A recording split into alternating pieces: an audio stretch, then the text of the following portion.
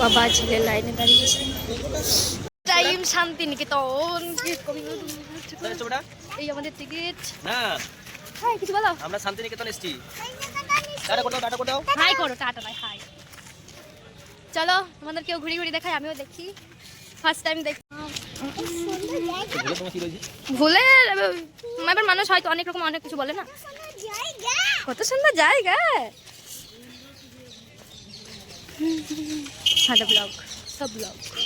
তো আমরা মিউজিয়ামের ভিতর থেকে ঘুরে চলে এসেছি। মিউজিয়ামের ভিতরে ক্যামেরা বারণ।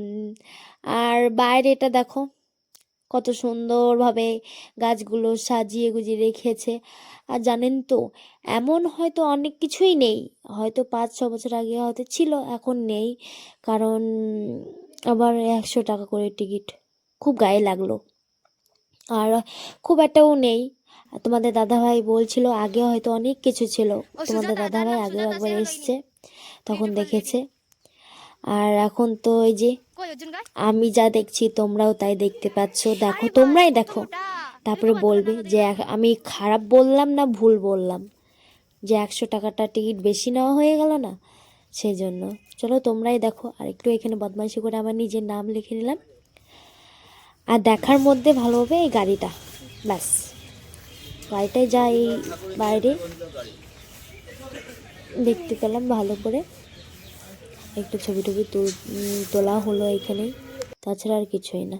আর এই যে ফুলগুলো কত সুন্দর লাগছে দেখতে। এইখানে বিক্রমকে কটা ছবি তুলে দিয়েছি। আর দেখো এখানেই তোমরা বুঝতে পারবে কি কি আছে। দেখো পুরোটাই ঘুরে ঘুরে দেখাচ্ছি তোমাদেরকে। দেখো এইখানে আগে এই মাঝখানে নাকি আগে একটা মূর্তি ছিল, আমি ইউটিউব ভিডিওতে দেখেছি আগে, প্রায় 4 বছর আগেকার ভিডিও দেখেছি শান্তিনিকেতনের। তো তখন দেখেছি এই অনেক কিছু ছিল। আর এই যে মাটির ঘর, ব্যাস।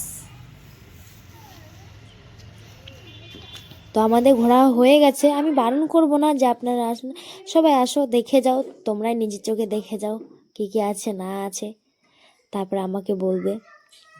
আমাদের ঘোরা হয়ে গেছে। এখানে বেশি লেট করলে আমাদের বাড়ি যেতে অসুবিধা হবে, অনেকটা রাত হয়ে যাবে। অসুবিধা কিছুই নেই, রাত হয়ে যাবে, আবার ছোট বাচ্চা আছে, সেই জন্য আমরা এখান থেকে ঘুরে টুরে তাড়াতাড়ি বেরিয়ে পড়লাম।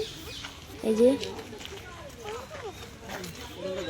ওই রুমে ব্যাগ জমা করতে হয়েছিল, ব্যাগটা আনতে গেছে।